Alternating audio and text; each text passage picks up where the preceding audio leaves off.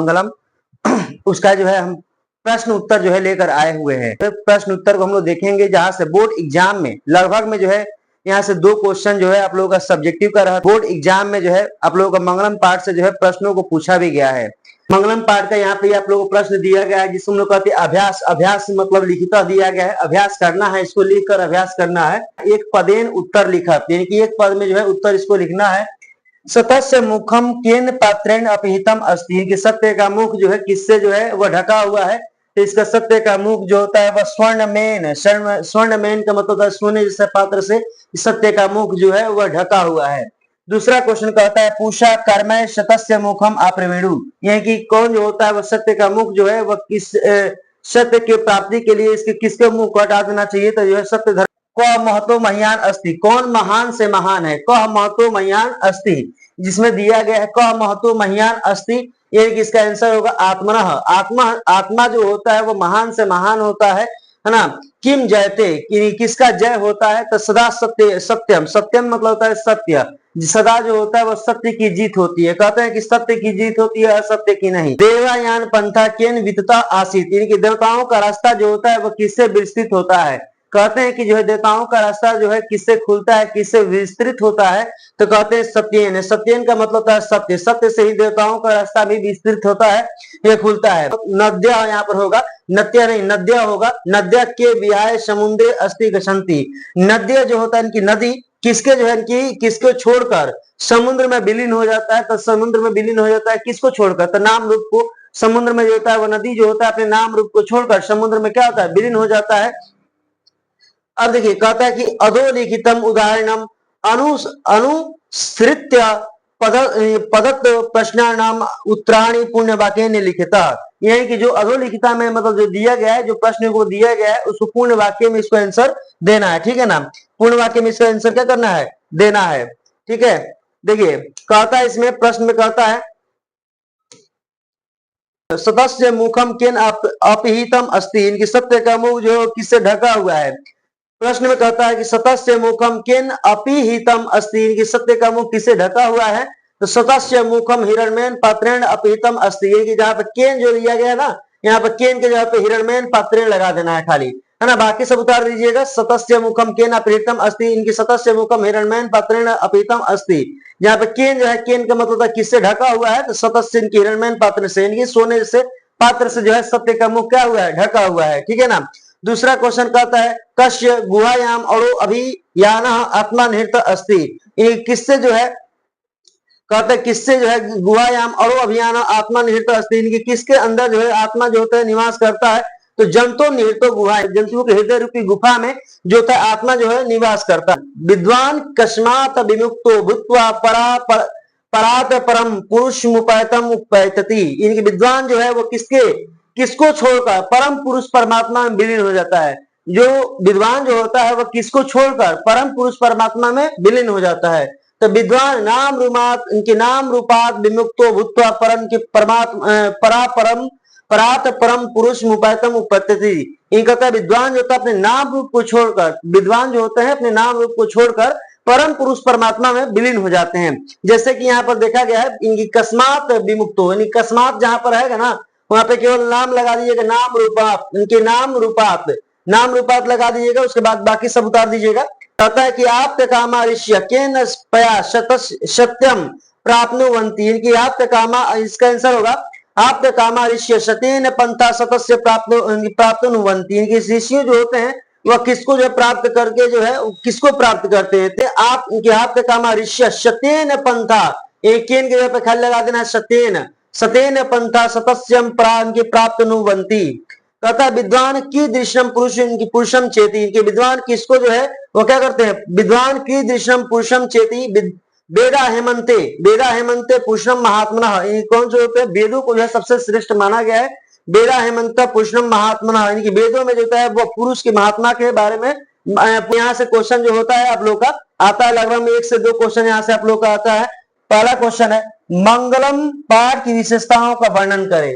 मंगलम पाठ की जो है विशेषताओं का क्या करना है, वर्णन करना है। ठीक है, लिखेंगे यहाँ पर कि देखिए मंगलम पाठ में मंगलम पाठ में ईशावास्यो उपनिषद, इनके मंगलम पाठ में ईशावास्यो उपनिषद, कठोपनिषद, मुंडक उपनिषद तथा श्वेताश्व, इनकी श्वेता परोनिषद के 5 मंत्र संकलित किया गया है। मंगलम पाठ में आप लिखिएगा इसमें कि मंगलम पाठ में 5 मंत्रों को संकलित किया गया है, जो ईशावास्य से, कठोपनिषद से, मुंडक से तथा श्वेताश्व से जो है 5 मंत्रों को संकलित किया गया है। जिसमें देखिए यहाँ पर दिया गया, जिसमें सत्य, आत्मा, ईश्वर प्राप्ति हेतु प्रयास तथा आत्मनिश्चल भाव पर विशेष प्रकार से प्रयास डाला गया है। इसमें ब्रह्म विषयक भगवान के बारे में, इसमें ब्रह्म को कैसे प्राप्त किया जाए, भगवान को कैसे प्राप्त किया जाए, इसके बारे में है ना, ब्रह्म विषयक कहते हैं कि ब्रह्म विषयक एवं आत्म विषयक ज्ञान की महत्वता को बतलाई गई है ना। इसमें जो है ब्रह्म को प्राप्ति कैसे किया जाए, इसके ज्ञान को बारे में कैसे, ज्ञान को कैसे प्राप्ति किया जाए, इसके विशेषता को बताई गई है। महर्षि वेद व्यास का कहना है, इसके जो लेखक है वो महर्षि वेद व्यास जी हैं, और वह कहते हैं, महर्षि वेद व्यास का कहना है कि सत्य ही मोक्ष का द्वार है ना। सत्य जो है वो मोक्ष का क्या है, द्वार है। सत्य से ही जो है आत्मा, सत्य से ही देवताओं को लोग जो क्या करते हैं, प्राप्त करते हैं। तो आत्मा सूक्ष्म से सूक्ष्म तथा विशाल से विशाल है। इसमें जो है आत्मा जो होती है वह सूक्ष्म से सूक्ष्म, यानी छोटा से छोटा, और महान से महान जो होती है, और विशाल से विशाल जो होती है, क्या होती है, आत्मा होती है। इस सत्य को ही समझ पाते हैं। कहते हैं कि इसमें जो व्यक्ति जो होता है वह सत्य के रास्ता पर ही जो चलते हैं, वही सत्य को इसको समझ पाते हैं। जो अपने को अज्ञानी एवं ईश्वर का अंश मानते हैं, एक इस सत्य, इनकी इस रहस्य को वही समझ पाते हैं, अज्ञानी एवं ईश्वर का अंश मानते हैं, वही सत्य के रास्ता को पहचान सकते हैं, सत्य के बारे में बता सकते हैं। ठीक है ना। अगला क्वेश्चन क्या है, अगला क्वेश्चन है यहाँ पर है, देखिए, विद्वान पुरुष ब्राह्मण को किस प्रकार प्राप्त करता है, इनके ब्रह्म को, विद्वान पुरुष ब्रह्म को किस प्रकार प्राप्त करता है। यहाँ पर विद्वान पुरुष ब्रह्म को किस प्रकार प्राप्त करता है, इसका आंसर होगा मुंडक उपनिषद में। मुंडक जो उपनिषद है, मुंडक उपनिषद में महर्षि वेद व्यास का कहना है कि जिस प्रकार बहती हुई नदियां, मुंडक उपनिषद में महर्षि वेद व्यास जी का कहना है कि जिस प्रकार बहती हुई नदियां अपने नाम रूप को छोड़कर समुद्र में विलीन हो जाती है, जिस प्रकार से नदियां अपने नाम रूप को छोड़कर समुद्र में विलीन हो जाती हैं, ठीक उसी प्रकार से विद्वान भी अपने नाम रूप को छोड़कर उससे जो है परम पुरुष परमात्मा में विलीन हो जाता है। लोगों को क्वेश्चन दिया गया है यहाँ पे, आत्मा का स्वरूप क्या है, आत्मा का स्वरूप क्या है, पठित पाठ के आधार पर स्पष्ट करें। यहाँ पे देखिए 2020 में ये क्वेश्चन पूछा हुआ है, फर्स्ट सिटिंग में पूछा हुआ है ना, फर्स्ट सिटिंग में पूछा हुआ है, आत्मा का स्वरूप क्या है। तो कहते हैं कि इसमें महर्षि वेद व्यास जी बताते हैं, कहते हैं कि कठोपनिषद में आत्मा के स्वरूप का बड़ी ही अपूर्ण विश्लेषण किया गया है। कहते हैं महर्षि वेद व्यास जी कहते हैं कि कठोपनिषद में आत्मा के स्वरूप का बड़ी ही अपूर्ण विश्लेषण किया गया है। आत्मा मनुष्य की हृदय रूपी गुफा में, मनुष्य आत्मा जो होती है मनुष्य के हृदय रूपी क्या करते हैं, गुफा में, आत्मा मनुष्य की हृदय रूपी गुफा में अवस्थित है। यह अणु से भी सूक्ष्म है, इनकी जो छोटे छोटे जो अणु होते हैं, जो कण होते हैं, यह उससे भी बहुत जो है वो क्या है, सूक्ष्म है ना, सूक्ष्म है। और यह महान से भी महान है, और यह महान से भी क्या है, महान है। इसका रहस्य समझने वाला सत्य का अवशेषण करता है, यह शोक रहित होता है। कहते हैं कि ये महान से ही महान आत्मा, इस रहस्य को समझने वाला जो व्यक्ति होता है वो सत्य का क्या करता है, अवशोषण करता है, सत्य के मार्ग पर ही चलता है, और यह शोक रहित होता है कि वह किसी भी शोक से जो वो चिंतित नहीं रहता है, वह शोक रहित होता है। उपनिषद का क्या स्वरूप है, उपनिषद का क्या स्वरूप है, पठित पाठ के आधार पर स्पष्ट करें। कहते हैं कि उपनिषद के क्या स्वरूप है, पठित पाठ के आधार पर इसको क्या करना है, स्पष्ट करना है। देखिए महर्षि वेद व्यास जी बताते हैं, कहते हैं उपनिषद वैदिक वांग्मय का अभिन्न अंग है। इसमें दर्शन शास्त्र सिद्धांतों को प्रतिपादन किया जाता है। इसमें जो है वो दर्शन शास्त्र के जो सिद्धांत है, दर्शन शास्त्र के सिद्धांतों को वो लोग प्रकट करते हैं और बताते हैं कि है ना, प्रतिपादन किया गया है। कहते हैं कि सर्वत्र का मतलब है जो सभी जगह, सर्वत्र का मतलब सभी जगह, सर्वत्र परम पुरुष परमात्मा का गुणगान किया गया है। कहते हैं कि सभी जगह जो है परम पुरुष परमात्मा के गुणगान को गाया गया है। परमात्मा के द्वारा ही इस संसार व्याप्त और अनुशासित है। कहते हैं परमात्मा के द्वारा ही यह संसार व्याप्त और अनुशासित, यह परम पुरुष परमात्मा की ही कृपा है कि अभी भी यह संसार क्या है, एकदम जन की अनुशासन की तरह से चल रहा है। सत्य की प्रकाष्ठा ही ईश्वर का मूल रूप है। सत्य की जो उनकी प्रकाष्ठा है वही ईश्वर का क्या है, मूल रूप है। ईश्वर ही सभी तपस्याओं का परम लक्ष्य है। ईश्वर जो होता है वह सभी तपस्याओं का परम लक्ष्य है। परम लक्ष्य इनकी सभी किसी का मार्ग एक ही होता है, जिसको हम लोग कहते हैं कि जो है परम पुरुष परमात्मा की क्या करना, प्राप्ति करना। परम पुरुष परमात्मा के जिस व्यक्ति को प्राप्ति हो जाता है वो अपने आप को जो है उनकी सबसे सौभाग्यशाली व्यक्ति समझता है ना। जो परम पुरुष परमात्मा की जिस व्यक्ति को जो है इनकी प्राप्ति हो जाता है या ज्ञान की प्राप्ति हो जाता है, तो वह व्यक्ति अपने आप को सर्वभक्त उनकी क्या कहते हैं, सौभाग्यशाली समझता है। ठीक है ना। अगला आप लोग देख लीजिए,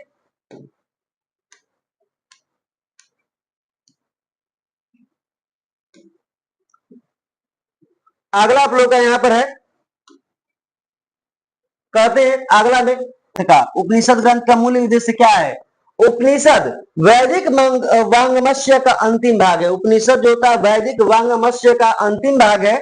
इसमें दर्शन शास्त्र के सिद्धांतों का वर्णन है। इसमें दर्शन शास्त्र के सिद्धांत के बारे में बताया गया है, इसके बारे में वर्णन किया गया है। इस ग्रंथ का मूल्य कहते हैं कि इस ग्रंथ का मूल्य कहते हैं कि उपनिषद वैदिक वांगमस्य का अंतिम भाग है। इसमें दर्शन शास्त्र के सिद्धांतों का वर्णन है। इस ग्रंथ का मूल्य उद्देश्य परम पुरुष परमात्मा की महिमा का वर्णन करना है। इसमें परम पुरुष परमात्मा के महिमा के गुणगान को गाया गया है और आत्मविषयक की आत्मा का विषय जो होता है ना, उसके और ब्रह्म विषयक के तत्वों को विस्तृत व्याख्या करना भी उपनिषद का एक उद्देश्य है। उपनिषद का उद्देश्य है कि ब्रह्मा को कैसे प्राप्त किया जाए, ईश्वर की कैसी प्राप्ति की जाए, इसके बारे में बताया गया है। ठीक है ना। अब देखिए, कहता है कि उपनिषद को आध्यात्मिक ग्रंथ क्यों कहा गया है। ये क्वेश्चन जो है बहुत इंपॉर्टेंट। उपनिषद को आध्यात्मिक ग्रंथ क्यों कहा गया है, आंसर लिखिएगा कि महर्षि वेदव्यास जी बताते हैं और कहते हैं कि उपनिषद एक आध्यात्मिक ग्रंथ है। उपनिषद जो है एक आध्यात्मिक ग्रंथ है, क्योंकि यह आत्मा और परमात्मा के संबंध के बारे में विस्तृत व्याख्या करता है। क्योंकि यह आत्मा के बारे में भी बताता है, परमात्मा के बारे में भी बताता है, इसकी विस्तृत जानकारी करता है। परमात्मा संपूर्ण संसार में शांति स्थापित करते हैं। परम पुरुष परमात्मा जो होते हैं, जो ईश्वर होते हैं, जो भगवान होते हैं, जिसको हम लोग कहते हैं हिंदू में जैसे इनकी गॉड कहते हैं, भगवान कहते हैं, ईश्वर कहते हैं। मुस्लिम में जो होता है अल्लाह कहते हैं, है ना। ठीक प्रकार से ईसाई में जो होता है वो क्या कहते हैं, इनकी वाहिगुरु का खालसा, वाहिगुरु का फतेह, जिसको हम लोग कहते हैं लोग। ईसाई धर्म में जिसको हम लोग चर्च में जो है हम लोग पूजा करने के लिए जाते हैं, तो उसको गॉड कहा जाता है।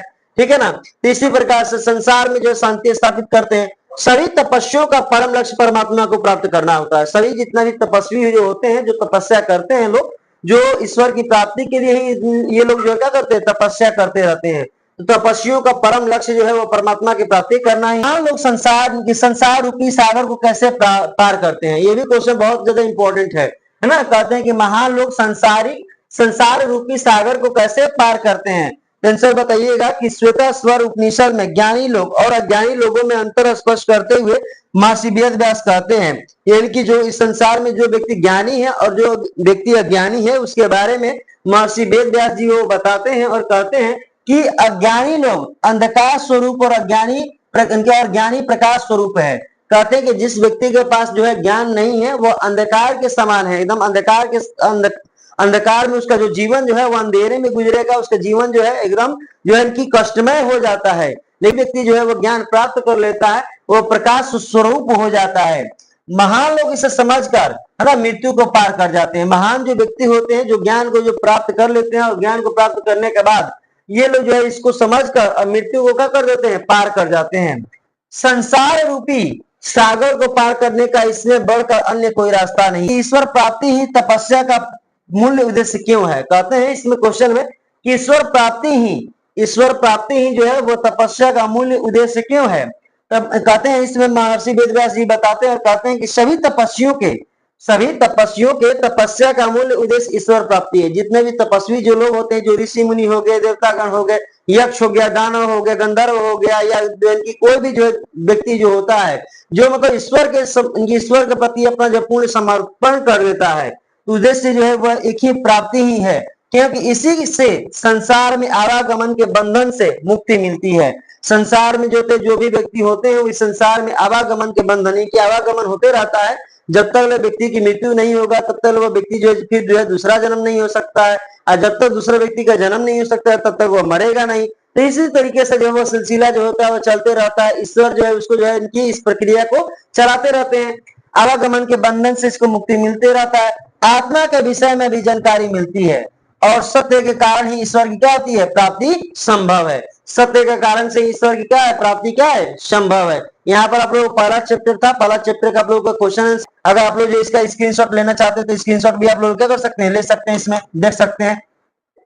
अगर आप लोग को जो है स्क्रीनशॉट लेना है तो शुरू से आप लोग ले लीजिए स्क्रीनशॉट इसका, है ना। देख लेते हैं हम लोग। ठीक,